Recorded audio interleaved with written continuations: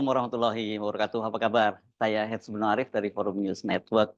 Kalau Anda mencermati pemberitaan tentang hasil rekapitulasi suara pemilu 2024, pasti Anda bingung ya, karena sekarang ini kalau kita baca-baca di media, media tidak lagi mengutip datanya dari Sirekap, tapi dari situs pemilu2024.kpu.go.id.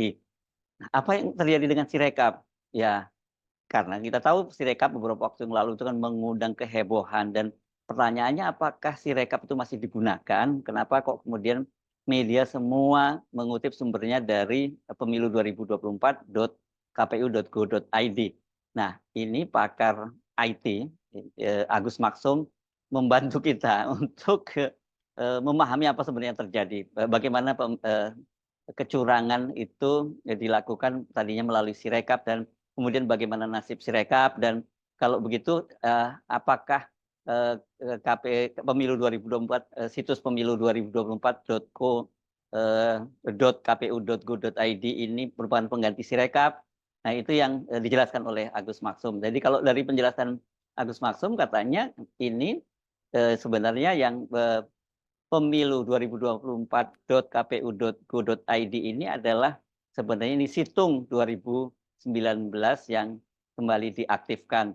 Nah, sementara bagaimana dengan nasibnya Sirekap yang tadinya katanya disebutkan bahwa IP-nya itu, IP address-nya itu ada di cloud-nya Alibaba di Singapura dan Cina. Ternyata katanya sekarang sudah dipindahkan ke cloud-nya milik Alibaba, servernya Alibaba maksud saya, ya di yang ada di Amerika Serikat. Coba kita ikuti penjelasan dari Agus Maksum. Ini agak lumayan panjang dan sangat teknis ya. Tapi saya kira Mas Agus Maksum mencoba menjelaskannya dengan bahasa yang lebih mudah dipahami oleh masyarakat awam yang tidak cukup melek IT, orang seperti saya, dengan membuat skema-skema itu.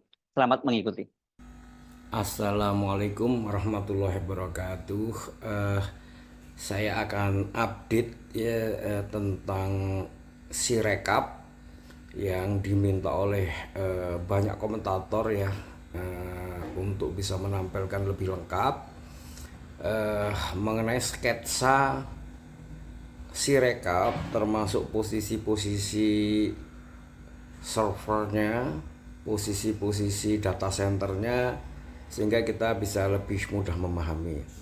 Alhamdulillah ya, bersama tim kita udah bisa menampilkan sketsa yang lebih mudah untuk bisa memahaminya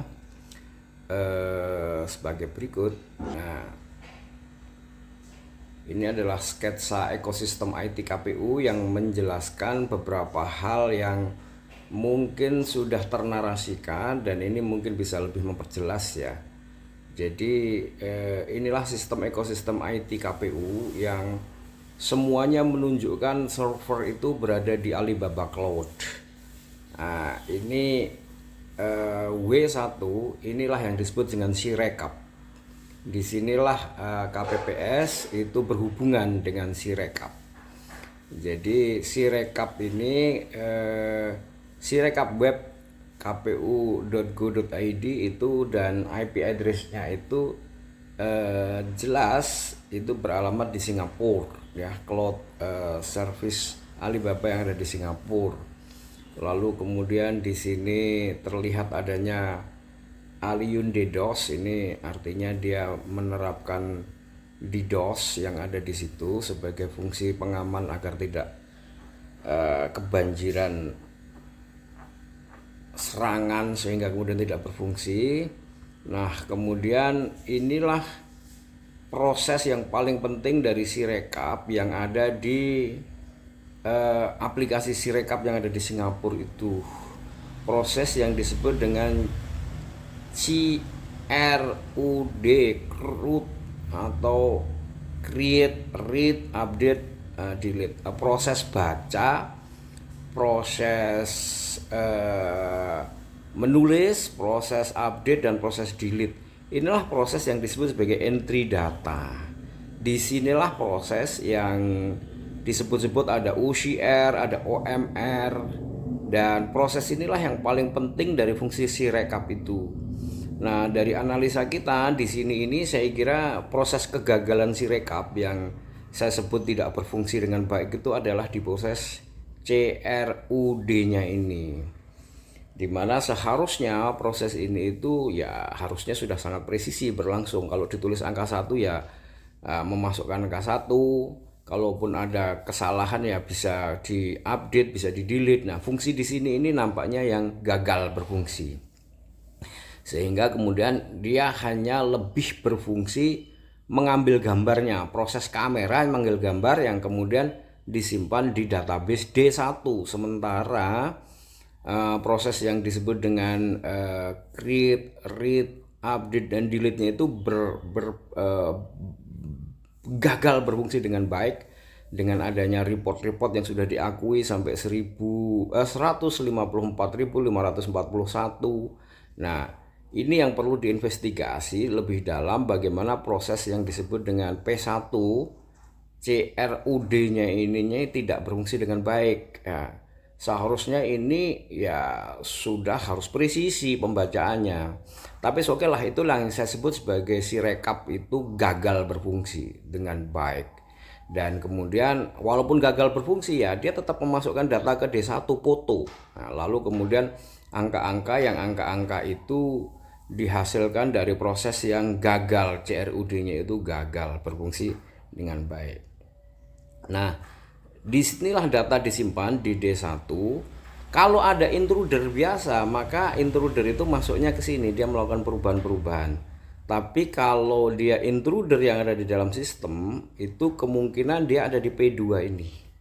Nah, P2 inilah dia bisa jadi ada software, bisa jadi ada script, bisa jadi ada baris kode yang kemudian melakukan otak-atik data di D1 ini ya, yang kemudian diproses di sini di rekap P2 ini proses yang harusnya dilakukan audit forensik itu posisinya ada di D1 dan P2 ini. Nah, inilah yang saya sebut Sirekap yang gagal berfungsi itu.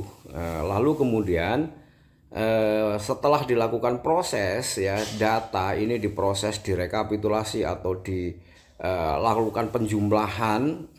Di situ kan kemudian dilempar dia kepada server lain ya, setelah datanya diubah menjadi data JSON static ya, dia data yang sudah berupa JavaScript ya, annotation itu dia biasanya static, dan itu kemudian kedetek kan ini sudah tidak berada di Singapura lagi, dilempar kepada satu kalau kita identifikasi nih ya, kita identifikasi keberadaan dia ini di CDN load balancer, itu kemudian data dilempar ke pemilu 2024 kpu.go.id. Di situ kemudian kita lihat juga ada load balancer, dan kemudian kita baca, si publik itu kan membacanya itu di W2 itu ada di pemilu 2024.kpu.go.id yang berada di server bukan lagi di Singapura. Nah, jadi dia sudah bukan Sirekap lagi, dia sudah saya mengenalinya ini situng.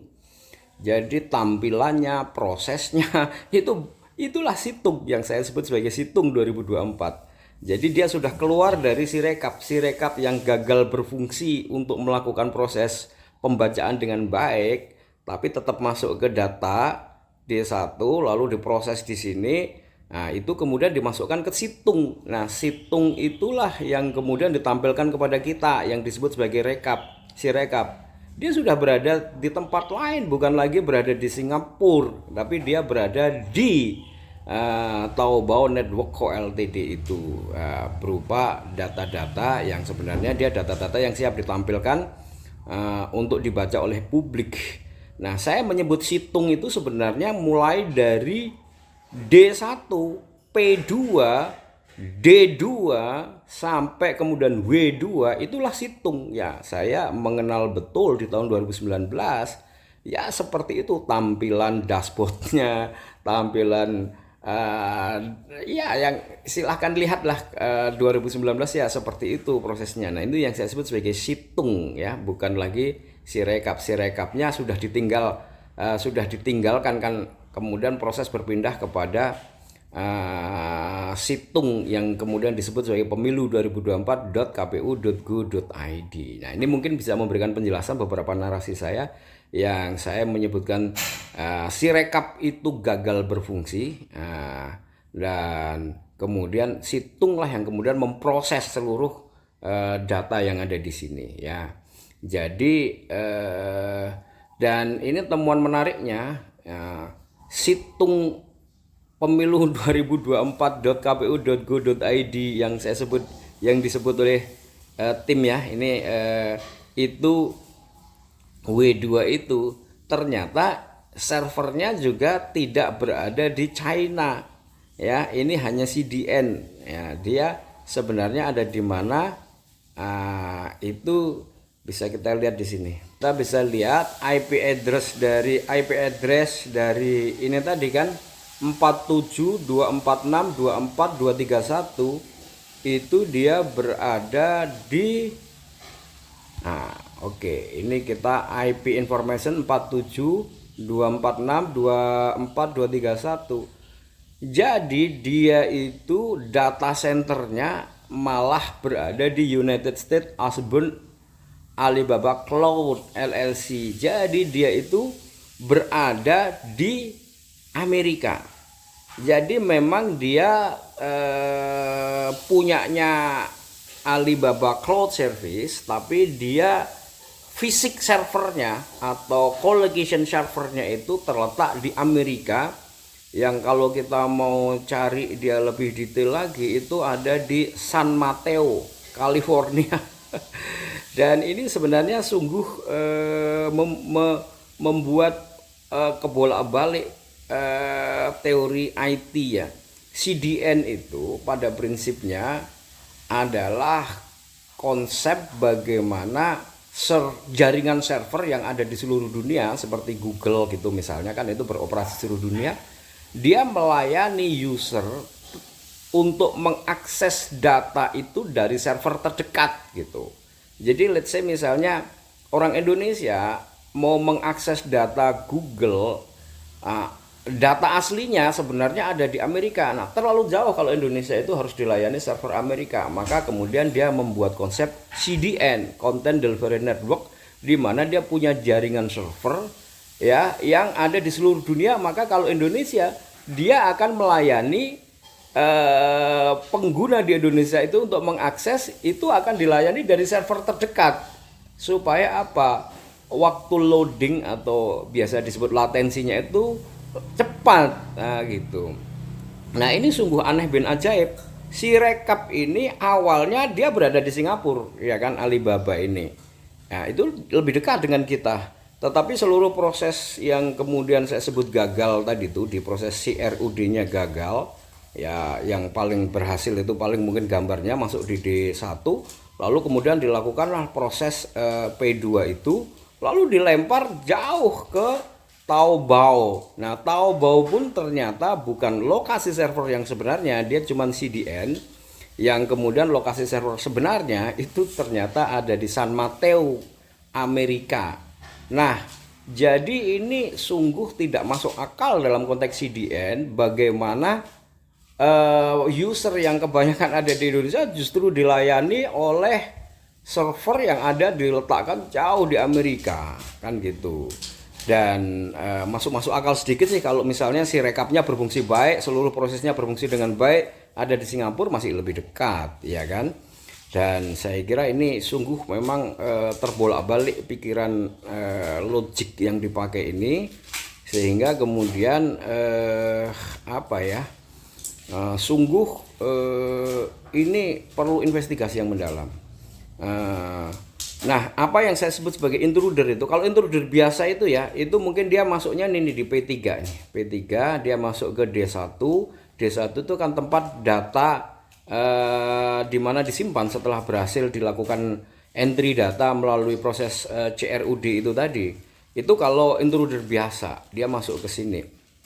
Tapi kalau dia berupa robot, script, software yang ditanam, itu kemungkinan posisinya ada di P2.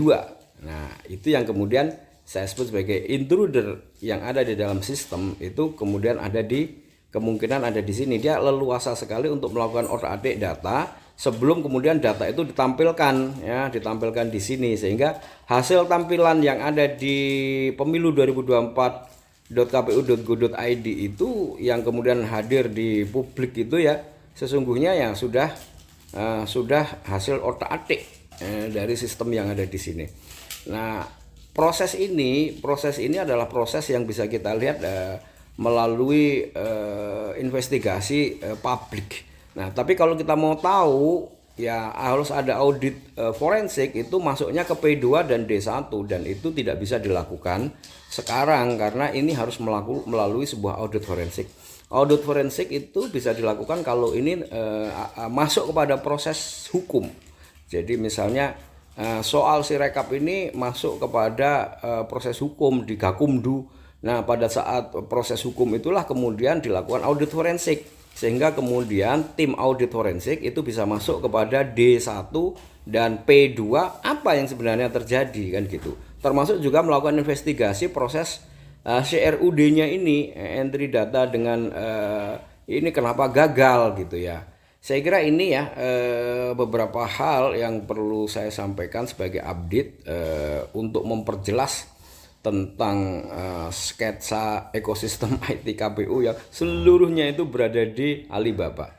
Alibaba kemudian menempatkan, mendistribusikan data-data ini ke Singapura, kemudian ke China, kemudian ke Amerika, kemudian diakses oleh publik yang ada di Indonesia. Ini dari teori IT yang saya pahami tentang CDN pun ini berkebalikan ya, berkebalikan. Tidak seharusnya bagaimana kemudian orang Indonesia dilayani server yang ada di Cina, yang ada di Amerika. Nah, padahal Alibaba sendiri sebenarnya kan juga punya data center yang ada di Indonesia kan.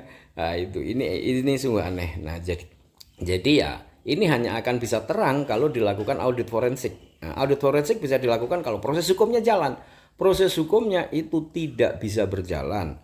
Nah, saya sendiri itu sudah melaporkan ini ke Gakumdu untuk supaya diproses pidana pemilu dalam konteks Sirekap. Nah, tetapi kemudian perlu diketahui proses pidana yang kami laporkan bersama tim hukum dan juga Pak Jenderal Sunarko, Pak Marwan Batubara, Habib Mohsin itu kandas.